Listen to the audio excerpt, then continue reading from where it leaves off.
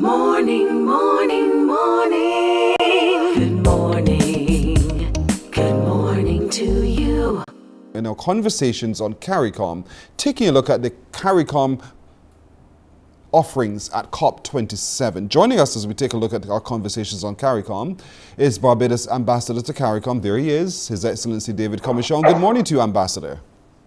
Good morning, Pearson. It's a pleasure as usual to be here with you. As usual, pleasure to have you with me in the morning. Now, COP27 is on in Egypt, the stage, the global stage for all leaders to really put full center their concerns about climate change and other matters. How would you describe CARICOM's position at COP27? Well, last week we focused on the contribution made by Prime Minister Motley. But it's important that our people be aware that it's not only Barbados and Prime Minister Motley. Indeed, it's the whole of CARICOM. This issue of the climate crisis is basically issue number one for CARICOM, because we are all either low-lying continental states like Suriname, Guyana, and Belize, low-lying coastal states, or we are small island states. So all CARICOM countries are on the front line of the climate crisis. So they're all there. And we want to focus on some of the other leaders, President Santokhi of Suriname, who is actually the current chair of CARICOM.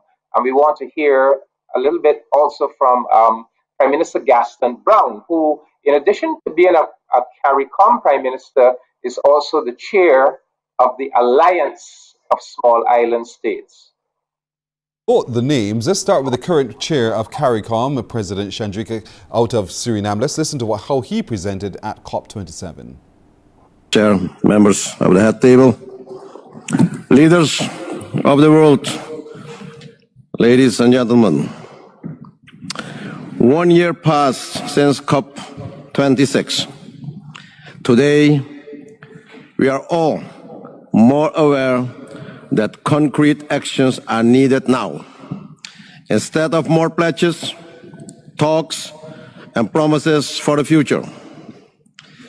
We are living the horrors of climate change, and yet we see no significant actions to live up to the Paris Agreement. Mr. Chair, I'm standing here as president of a small nation, but also as a representative of a very small group of countries, a group of only 3 countries in the world that are still carbon negative. My country, Suriname, is also part of a larger grouping of 11 high forest and low deforestation countries and part of the Amazon forest. Our nation is also part of the grouping of 51 small island developing and low-lying coastal states. Suriname's contribution to global emission is 0.01%, and we are net carbon sink. We are in fact carbon negative. Mr. Chair, despite this, we are highly vulnerable to climate impacts. My country has a low-lying vulnerable coast that is threatened due to the sea level rise, and has taken bold decisions to prepare itself. Well, the words there of the current chair of CARICOM, the president of Suriname, but he also said significantly that there has been no significant change since COP26. That's quite an indictment. Yes, Pearson. Well, you know, it's all about the finance.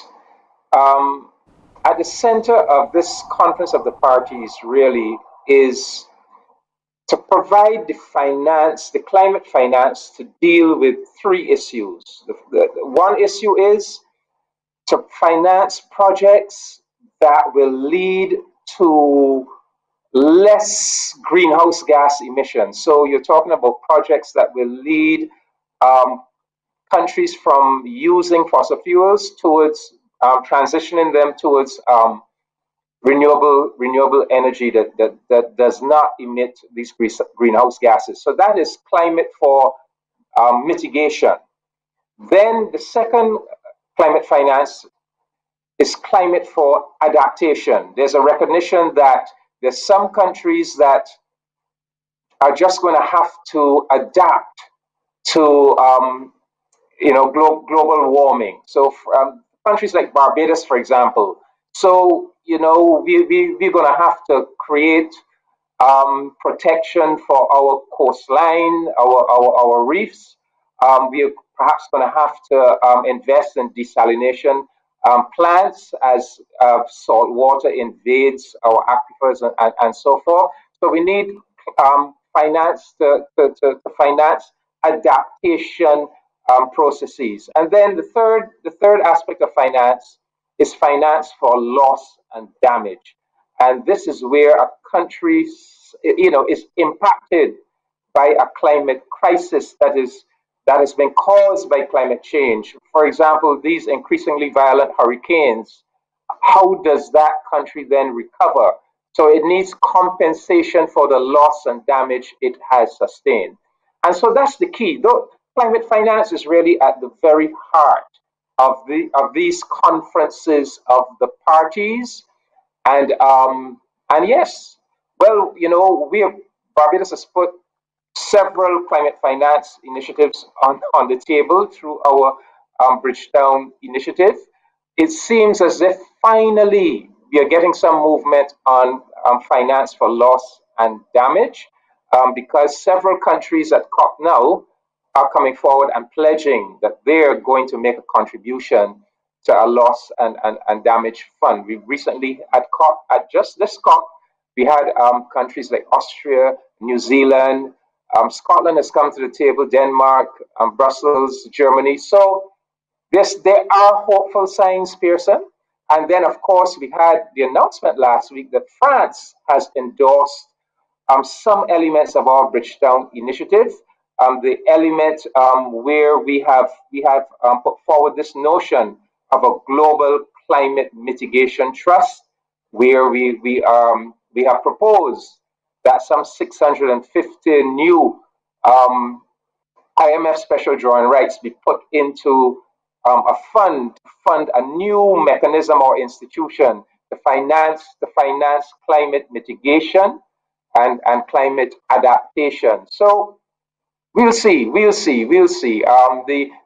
leaders like Prime Minister Motley and would have left COP by now, but the negotiators are there. People like Professor Avinash Prasad, they're there on the ground, trying to negotiate a way forward. Speaking of way forward, because Prime Minister Gaston Browne of Antigua also put squarely the blame where it needs to be on the multinational companies and their oil activities, but he's also talking a lot about how do we finance the repair and the possibility of also taking it to the World Court. So let's listen to his presentation, and then we'll come back and discuss further right after. Governments and corporations come to the COP each year, delivering grand statements with lofty commitments. But these commitments are only partially honored. While SID's economies have been decimated, the oil and gas industry continues to earn almost $3 billion United States dollars daily in profits. In the last 50 years, their profits averaged $1 trillion per year and is expected to double in 2022. In the first half of this year, 6 fossil fuel companies, and I emphasize 6, made more than enough money to cover the costs of major climate damages in developing countries, with nearly $70 billion in profits. It is about time that these companies are made to pay a global carbon tax on their profits as a source of funding for loss and damage. Profligate producers of fossil fuels have benefited from extortionate profits at the expense of human civilization. While they are profiting, the planet is burning. If this continues unabated, our entire human civilization will be imperiled. The time has come for us to move from advocacy to action. Action that is fully implementable, and certainly to ensure the full implementation of the climate agenda to save our planet from near total destruction. Determined to achieve urgent, just, and sustained climate action, a group of AOSIS member states, including Antigua and Barbuda, Tuvalu, Palau, and Niue, have registered with the UN Secretariat a Commission of Small Island States on Climate Change and International Law, COSIS. COSIS will explore the responsibility of states for injuries arising from their climate actions and breaches in their obligations. As small countries, this is the new dynamic pathway of justice where the polluter pays that we bring to the process of climate diplomacy. Ireland, Denmark, and Belgium have begun to show the way by announcing support to developing countries that have suffered damage due to climate change. It would be right for the major polluters, particularly those that have been involved in the historical use of fossil fuel energies, to follow this example. Mr. Chairman, the world now faces more floods, droughts, storms, and wildfires requiring an urgent response. Therefore, not only in the interests of small states, but in the interests of the global community, we will fight unrelentingly this climate crisis. And this includes fighting in international courts and under international law. That's Prime Minister Gaston Browne of Antigua. You get the sense, almost to put it in layman's terms, the small island states are saying, we ain't taking this no more. We are going to do something about this because you've done this to us over a period of time and you need to pay. Do you get that sense as well?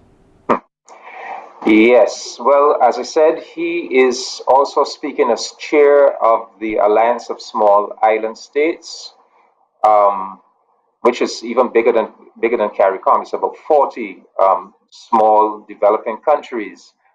And they have recently launched this initiative where they are going to actually go to the World Court. They're going to actually take a case to the World Court because, you know, Pearson, the big countries have been stalling on this issue of financing for loss and damage. And they've been stalling on it because I guess they fear that once they concede that they should be paying for loss and damage, that is, for example, when a hurricane devastates a country, that they must pay to rebuild it, they fear that they will open the floodgates because this whole climate crisis was caused by them.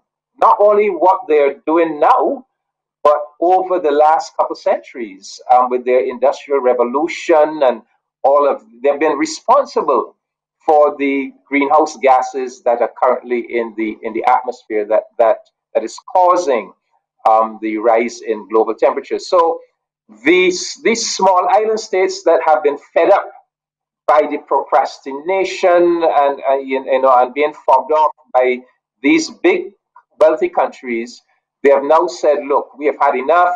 We are going to take a case to the World Court for an opinion, a legal opinion that under international law, these countries must pay. But even while they're doing so, as I said, we are beginning to see some encouraging signs with about 6 developed countries having come to the table and said, we concede, we are willing to make payments. But the payments that they have pledged thus far, they're talking about millions of dollars, when in truth and in fact, we really have to be talking billions and perhaps even trillions of dollars.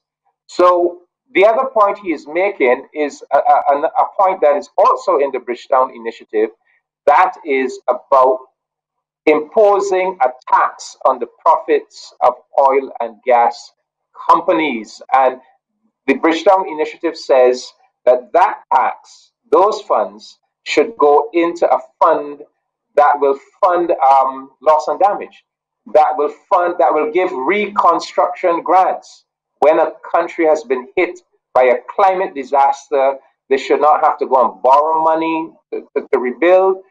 There should be reconstruction grants, and that money should come from the profits of oil and gas companies that are contributing to the global warming. And analysis, I'll mention some of the companies because campaigners at Global Justice Now have published an analysis that says that 5 big oil companies, namely Chevron, ExxonMobil, BP, Shell, and Total, that if they were paying that 10% of their profits, they would be contributing something like $65 billion a year to a loss and damage fund. It is estimated that across the world, oil and gas companies make $1 trillion in profit every year.